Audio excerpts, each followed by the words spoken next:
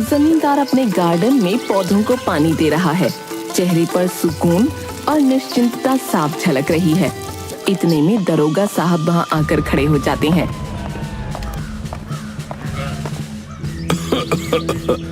अरे जमींदार साहब, अरे माफ कीजिएगा, ये पौधे पौधे छोड़िए। अरे यहाँ तो लोग अपनी जेबों पे पानी देकर चले जा रहे हैं।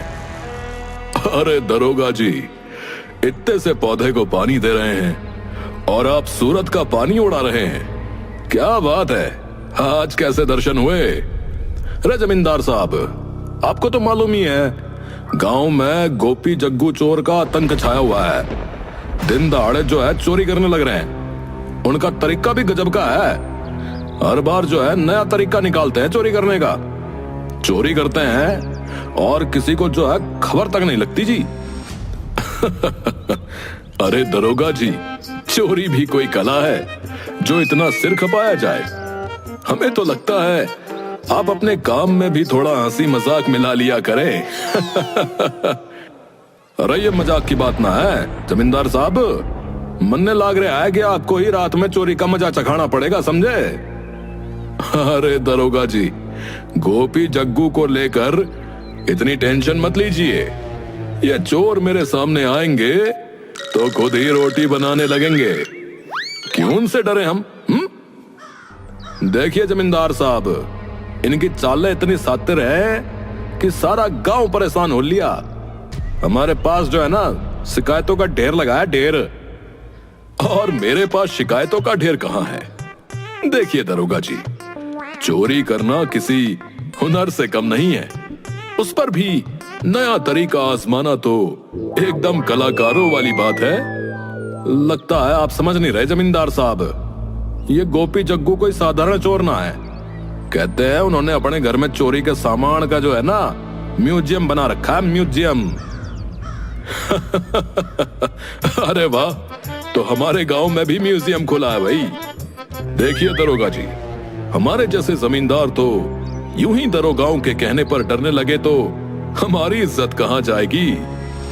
अच्छा तो ठीक हो लिया फिर, लेकिन आपको यह सलाह जरूर दूंगा कि किसी को भी नौकर रखने से पहले 100 बार सोचें। चोर जो है ना आजकल नौकर बनकर ही घरों में घुस रहे हैं। मतलब दरोगा जी, अगर हमें कोई नया नौकर रखना है तो उसे भी गोपी जग्गू का सर्टिफिकेट लेना पड़ेगा क्या? ऐसा क्या कह रहे हैं आप भाई? हाँ हाँ, मजाक बनाते रहिए। जब कोई आपकी तिजोरी का ताला भी खोल लेना तब हमें याद कीजिएगा। देखिए दरोगा जी, हमारे पास तिजोरी में ऐसा कुछ नहीं रखा कि गोपी जग्गू उस पर नजर गड़ाए। हाँ, बस आपको एक कड़ी सलाह दूंगा, थोड़ा मुस्कुराया कीजिए। जीवन में हंसी का पावर भी जरूरी है भाई। हाँ हाँ, हंसी का पावर भी देख लीजिएगा आप। जब गोपी जग्गू का पावर आपके गार्डन में लगे पौधों को उखाड़ देगा, तब इस हंसी को जो है ना हम भी देखेंगे जी। ठीक है दरोगा जी, आप भी देखिए और हम भी। वैसे चाय पियेंगे?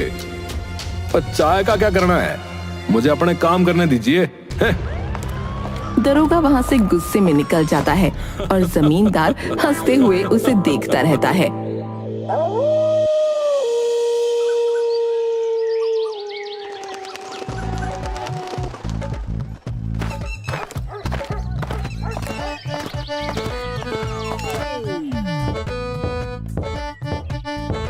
सुबह सुबह कौन आ गया?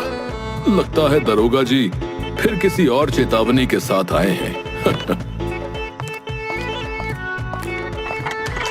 जमींदार दरवाजा खोलता है। सामने 2 युवक खड़े हैं, एक स्मार्ट और आत्मविश्वास भरे अंदाज में, दूसरा थोड़ा मासूम और डरपोक सा। नमस्ते जमींदार साहब, हम नए मेहमान हैं। कौन हो तुम लोग? ये परिचय करवाते हैं साहब, मेरा नाम है गोपी और ये मेरा साथी। जी जी जग्गू। अरे तुम दोनों ही वो गोपी जग्गू हो जिनके नाम से दरोगा साहब की जान हलक में अटकी रहती है, जिनके किस्से दरोगा जी कल सुना कर गए हैं? वो सब पुरानी बातें हैं साहब, अब तो हम सुधरना चाहते हैं। जी साहब, कोई हमें सुधरने का मौका ही नहीं दे रहा है। अच्छा, बड़ा मासूम बनने की कोशिश कर रहे हो? तुम लोगों की ये मासूमियत की एक्टिंग दरोगा के सामने नहीं चलती। जमींदार साहब, पूरे गांव में आप ही तो हैं जिनकी हम इज्जत करते। बस आपको ही अपना मसीहा मानकर यहाँ आए।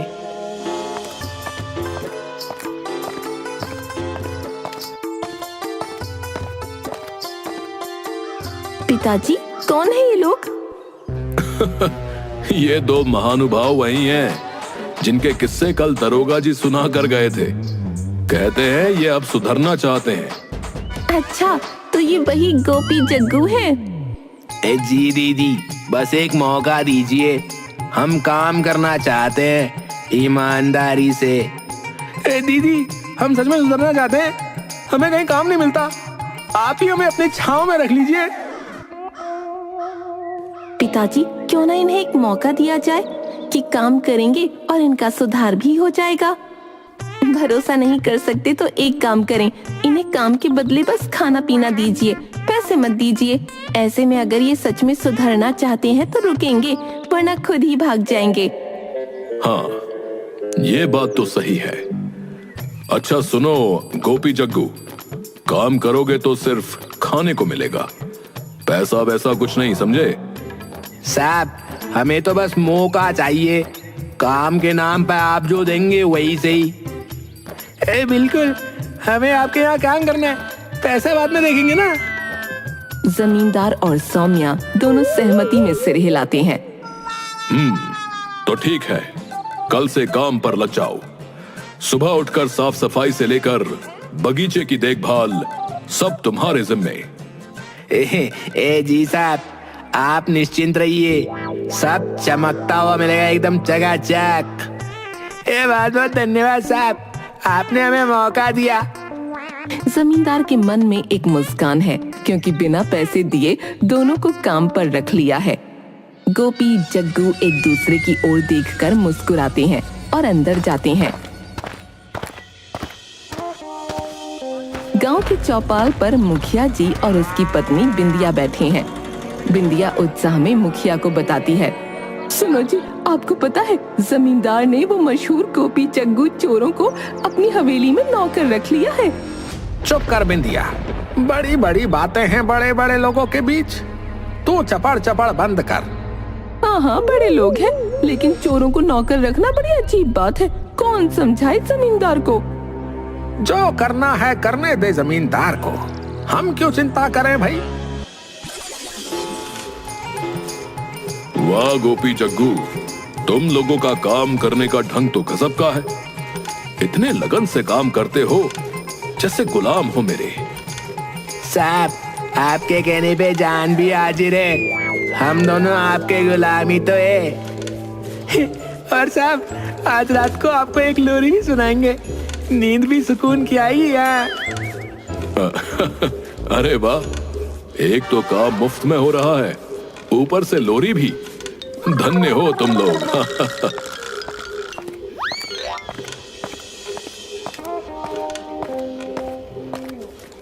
अरे बेटिया, सच में तूने तो कमाल कर दिया।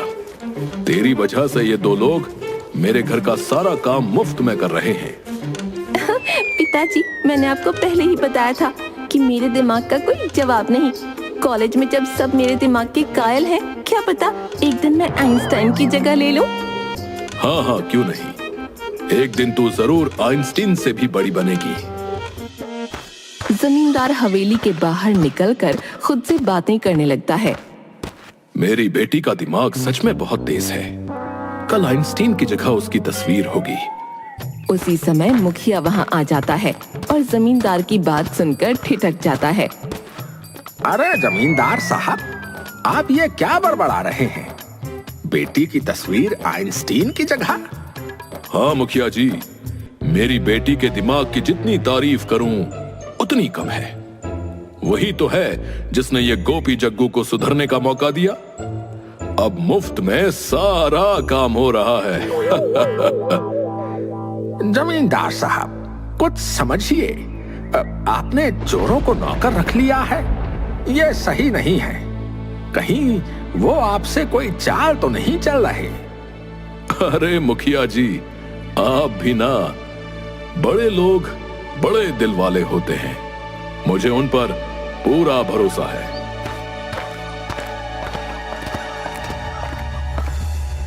अरे साहब, हम भी आपको चोर लगते हैं। अरे नहीं नहीं, तुम तो मेरे लिए जैसे फरिश्ते हो। देखिए मुखिया जी, हमें भी सम्मान चाहिए। अब हम सुधर चुके हैं। ये जमींदार साहब ही हमारे लिए भगवान जैसे हैं। साहब, अगर आपने हमें काम पे नया रखा होता तो हम कहीं आवारा घूम रहे होते। आप तो हमारे जीवन में एक उम्मीद बनकर आए साहब। हाँ हाँ, तुम लोग तो मुझे और अच्छे लगने लगे हो। ऐसे ही मेहनत करते रहो। देखो जमींदार साहब, बड़े लोग ऐसे भावुक होकर चोरों पर भरोसा नहीं करते। ये लोग फिर चोर ही हैं। अरे मुखिया जी, ये क्या बात कर रहे? हम तो जमींदार साहब के भरोसे को ईश्वर का वरदान मानते। और वैसे भी अब हम चोर का रहे, हम तो अब जमींदार साहब के नौकर हैं। और ऐसे नौकर जो मुफ्त में सेवा करते हैं। हाँ हाँ, ये बात तो सही है। कोई मुफ्त में काम करने को तैयार हो तो उस पर शक थोड़े ही किया जाता है। अच्छा ठीक है, मैं ही मूर्ख हूँ, आप ही समझदार हैं। पर याद रखना प्रभु, किसी दिन पछताओगे। हाँ। अरे जमींदार साहब, आप समझ क्यों नहीं रहे? चोरों पर भरोसा करना मुसीबत को बुलावा देने जैसा है। कहीं ऐसा ना हो कि आपके घर में ही चोरी हो जाए। मुखिया जी, आप फालतू की चिंता कर रहे हैं। देखिए, ये दोनों तो हमारे लिए गुलाम बनकर काम कर रहे हैं। ठीक है, आपको समझाना जो है लगता है बेकार ही है। भुगत लीजिएगा।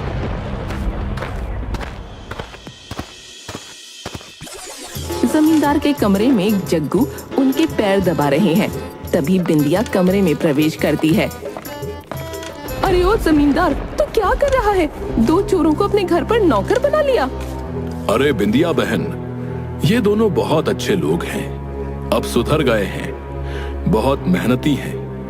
बस काम में हाथ बटाने के लिए इन्हें रखा है। ओ भाई, मेहनत तो कर रहे होंगे, पर याद रखो ये चोर हैं, एक दिन तुझे भी उड़ा लेंगे। नहीं बिंदिया, ये अब बहुत अच्छे हो गए हैं।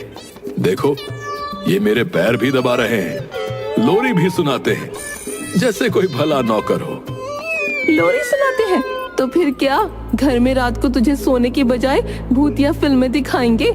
एक दिन तेरे कान में बत्तख की आवाज सुनाकर तुझे लगने लगेगा कि हाँ, ये चोरों का काम है। अरे नहीं बिंदिया जी, ये लोग अब सच में अच्छे हो गए हैं।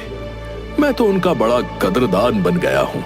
अच्छा अच्छा, तू समझ जा, एक दिन ये तुझे कदरदान बना के तेरे घर की कदर ही ना करेंगे, फिर देख लेना। गोपी जग्गू, तुम दोनों में से सबसे बढ़िया चाय कौन बनाता है? साहब, सबसे बढ़िया चाय तो मैं ही बनाता हूँ। आप बस पी कर देखो साहब, मजा ना आए तो कहना। तो फिर चलो, एक बढ़िया सी चाय बना कर लाओ, देखता हूँ तुम कितने बड़े चायबाज हो। गोपी किचन में जाता है और चाय बनाकर लाता है। जमींदार चाय पीने लगता है। वाह भाई वाह गोपी, सच में इस चाय में तो कमाल का स्वाद है। ऐसे तो महाराज भी चाय नहीं बनाते। धन्यवाद साहब, आप बस इसे पूरा पीजिए, असली मजा तो आखिर में आता है। वैसे तुम दोनों से एक बात पूछनी थी। जब तुम लोग चोर थे तो दूसरों के घर में चोरी कैसे करते थे? देखिए साहब, ये तो हमारे धंधे का राज है, किसी और को तो कभी ना बताते, लेकिन आप बड़े खास हैं हमारे लिए, तो आपको बता देते। अच्छा, तो बताओ कैसे करते थे चोरी चकारी? साहब, पहले तो हम किसी अमीर आदमी के घर में नौकर बनकर घुस जाते थे। जी, और हम काम भी पूरे दिल से करते थे, एकदम गुलाम की तरह, पैसे भी नहीं लेते थे। ये तो बड़ी समझदारी की बात की। फिर जब घर का मालिक हम पे पूरा विश्वास कर लेता था ना, तब हम उसे अपने हाथ की बनी चाय पिलाते थे और उस चाय में थोड़ी सी नींद की दवाई मिला देते थे। नींद की दवाई? हाँ साहब, और जैसे ही मालिक सो जाता था, हम घर का पूरा सफाई अभियान चला देते थे। जमींदार अचानक थोड़ा लड़खड़ाता है, उसे हल्का चक्कर आने लगता है। अरे मुझे ये चक्कर सा क्यों आ रहा है भाई? अरे क्योंकि साहब आप भी उन भले लोगों में से जो हमारी बातों में आ गए। मेरा मतलब तुमने भी। जमींदार वहीं बेहोश हो जाता है। गोपी जग्गू उसकी तिजोरी से सारे पैसे और गहने निकाल लेते हैं और घर का हर कीमती सामान समेटकर जल्दी से वहां से चंपत हो जाते हैं। सौम्या घर आती है और चारों ओर बिखरा सामान देखकर चौंक जाती है। हे भगवान, पिताजी पिताजी, ये क्या हाल बना रखा है? वहीं जमींदार को हिलाकर उठाती है। अरे ये क्या हुआ? मेरा सिर घूम रहा है। अरे वो गोपी जग्गू सब लूट कर चले गए। तो मतलब वो दोनों हमें लूट कर चले गए? हाँ बेटी, मैं तेरी बातों में आकर अपनी बर्बादी कर बैठा। सारा घर साफ कर दिया इन बदमाशों ने। गांव में खबर फैल जाती है। लोग इकट्ठा होकर जमींदार का मजाक उड़ाने लगते हैं। अरे वाह, सुना है जमींदार साहब ने चोरों को नौकरी देकर अपनी ही हवेली साफ करवा ली भाई, है? ये तो होना ही था। ये होती है असली समझदारी, दूसरों को समझदार समझना और खुद का घर साफ करवा लेना।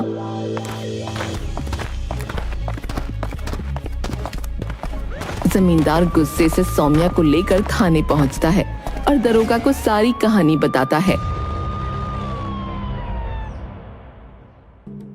अरे जमींदार साहब, अरे मैंने पहले ही चेतावनी दे दी थी और आप ही थे जो मेरी बात का मजाक उड़ा रहे थे, हैं? दरोगा जी मुझसे गलती हो गई। मैं लालच में आ गया था। प्लीज मेरी मदद कीजिए। अरे वाह भाई वाह, लालच में आकर पूरे गांव का मजाक बनाकर रख दिया और अब आए हो मदद मांगने, है भाई? जमींदार रोने लगता है। दरोगा को तरस आ जाता है और वो गोपी जग्गू को पकड़ने की एक चालाक योजना बनाता है।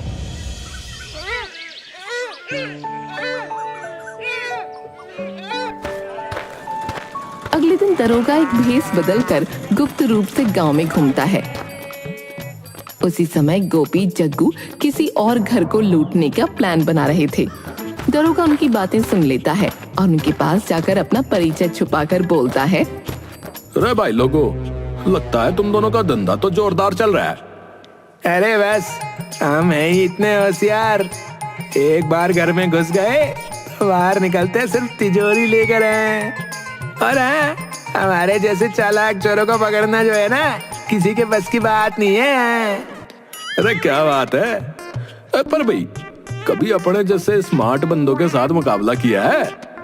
अरे कोई हमारे जैसा आया ही नहीं। दरोगा भी हमारे सामने पानी भरता है, पानी। तो लीजिए फिर, दरोगा आ ही लिया। अब चलिए तिजोरी समेत थाने, चलो। दरोगा गोपी जग्गू को रंगे हाथों पकड़ लेता है और हवेली से चुराया सारा सामान वापस जमींदार को लौटाता है। जमींदार खुशी से चहक रहा है। वाह दरोगा जी, आपने तो मेरा पूरा धन वापस दिलवा दिया। धन्य हो आप। अरे साहब, अब तो संभल कर रहिएगा और इस बार चोरों को नौकर बनाने का ख्याल मत लाइएगा, समझे? अब जिंदगी में कभी किसी चोर से दोस्ती नहीं करूंगा।